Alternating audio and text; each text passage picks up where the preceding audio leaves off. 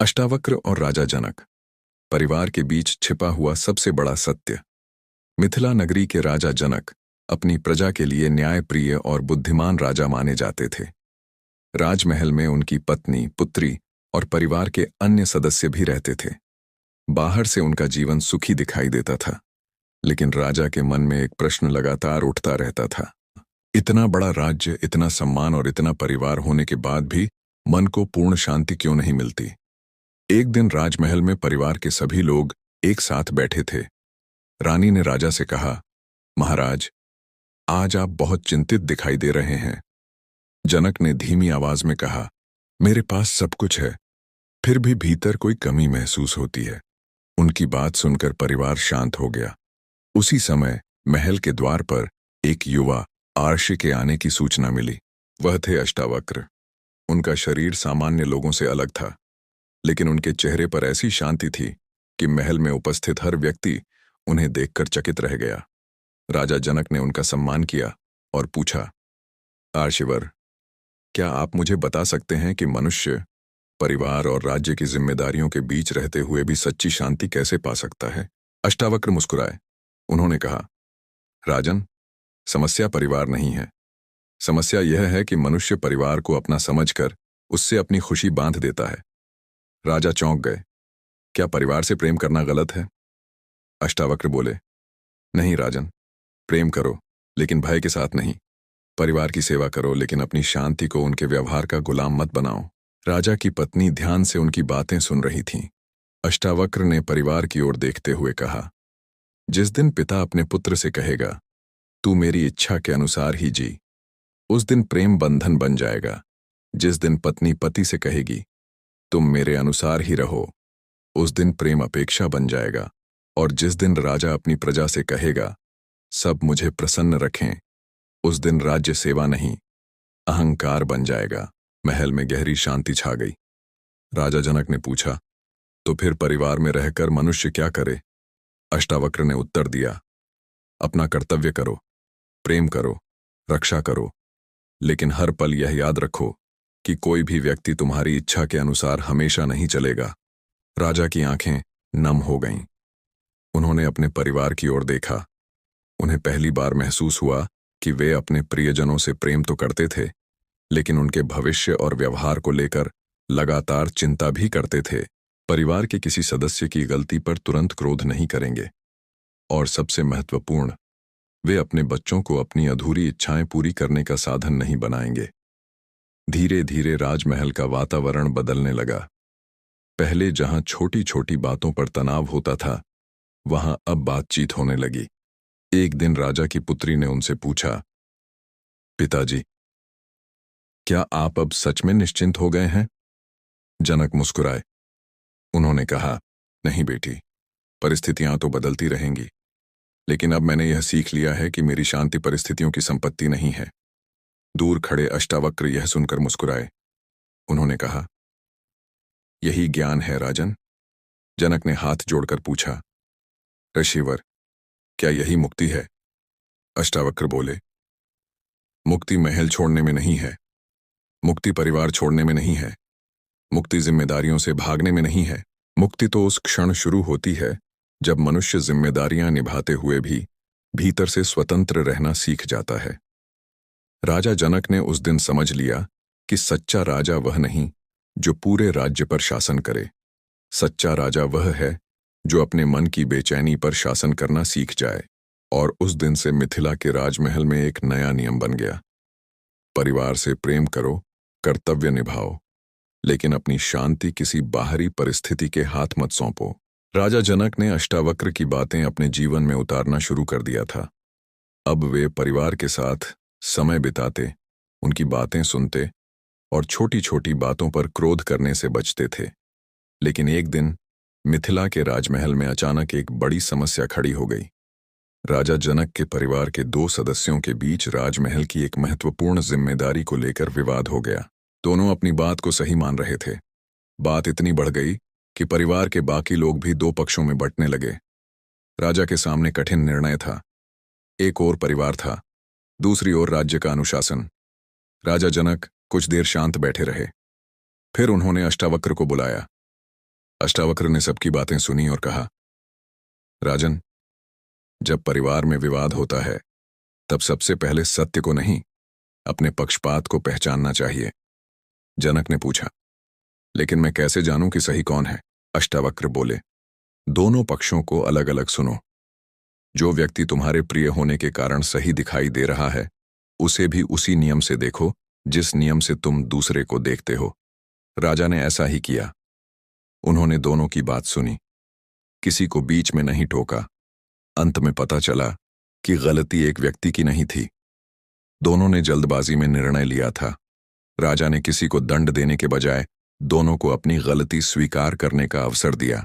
परिवार में फिर शांति लौट आई।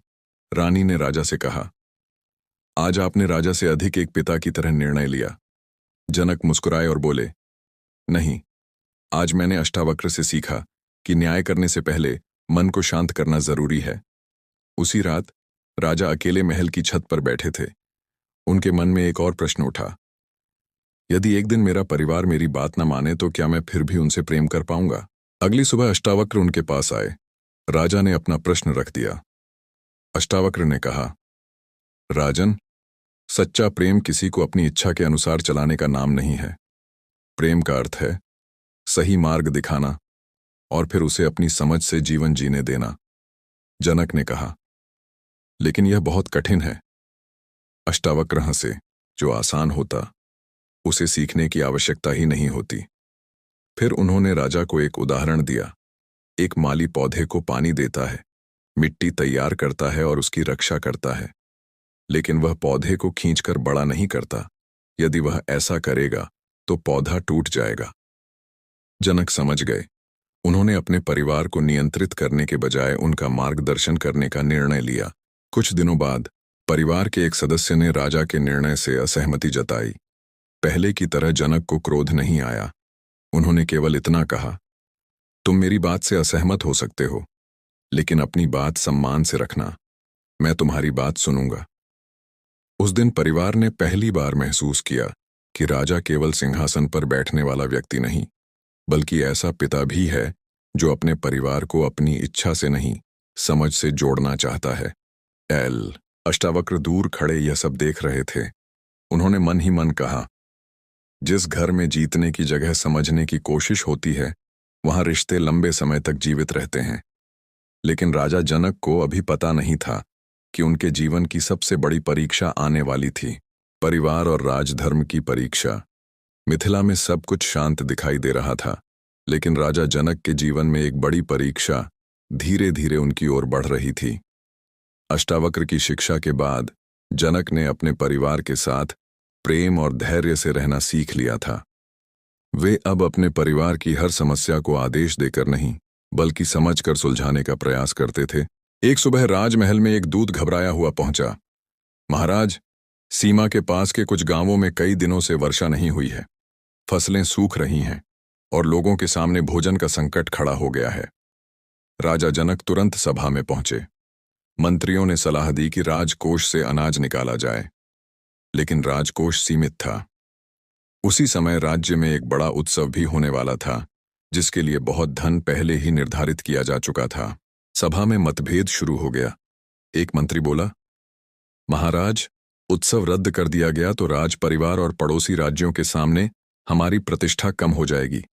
दूसरे मंत्री ने कहा, लेकिन यदि जनता भूखी है तो उत्सव का क्या अर्थ?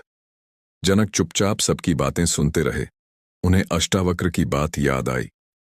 सच्चा निर्णय वही है जो भय से नहीं, सत्य को देखकर लिया जाए। जनक ने तुरंत आदेश दिया कि उत्सव पर खर्च होने वाला अधिकांश धन किसानों और जरूरतमंद परिवारों की सहायता में लगाया जाए। कुछ दरबारियों ने इसका विरोध किया। एक मंत्री ने कहा, महाराज, लोग इसे आपकी कमजोरी समझेंगे। जनक ने शांत स्वर में उत्तर दिया, जिस राज्य की जनता दुखी हो, वहां राजा का उत्सव मनाना मेरी शक्ति नहीं, मेरी भूल होगी। यह निर्णय सुनकर राजमहल में चर्चा होने लगी, लेकिन राजा के परिवार में भी सभी इस निर्णय से सहमत नहीं थे। राजा के एक करीबी रिश्तेदार ने कहा, महाराज, आपने राज परिवार की प्रतिष्ठा के बारे में नहीं सोचा। जनक ने उसे समझाते हुए कहा, प्रतिष्ठा महल की सजावट से नहीं, जनता के विश्वास से बनती है। उस रात राजा अपनी पत्नी और परिवार के साथ भोजन कर रहे थे। तभी उनकी पुत्री ने पूछा, पिताजी, यदि लोगों की मदद करने के लिए हमें अपनी कुछ सुख सुविधाएं छोड़नी पड़े तो क्या हमें ऐसा करना चाहिए? जनक ने मुस्कुराकर कहा, बेटी, सुख कम हो जाने से मनुष्य गरीब नहीं होता, लेकिन दूसरों के दुख को देखकर भी कुछ न करना मन को जरूर गरीब कर देता है। परिवार चुप हो गया। अगले दिन राजा ने स्वयं राजकोष का निरीक्षण किया। उन्होंने पाया कि महल की कुछ ऐसी वस्तुएं थीं जिनका उपयोग केवल दिखावे के लिए होता था। उन्होंने उन वस्तुओं को बेचकर प्राप्त धन भी राहत कार्य में लगाने का आदेश दिया। जब यह खबर जनता तक पहुंची तो लोगों में राजा के प्रति विश्वास और बढ़ गया। लेकिन संकट अभी खत्म नहीं हुआ था। कुछ दिनों बाद राज्य में खबर फैली कि राज परिवार का एक सदस्य अनाज के वितरण में गड़बड़ी कर रहा है। गरीबों तक पहुंचने वाला अनाज रास्ते में ही गायब हो रहा था। जनक को यह सुनकर बहुत दुख हुआ। जांच करवाई गई तो आरोप सही निकला। जिस व्यक्ति पर आरोप था वह राजा के परिवार का ही सदस्य था। दरबार में सबकी नजर राजा पर टिक गई। एक मंत्री ने धीरे से कहा, महाराज, यह आपका अपना परिवार है। जनक कुछ देर मौन रहे। उनके सामने सबसे कठिन प्रश्न था, क्या परिवार के व्यक्ति के लिए नियम बदल दिया जाए? उन्हें अष्टावक्र की शिक्षा याद आई, जहां पक्षपात प्रवेश करता है वहां न्याय बाहर चला जाता है।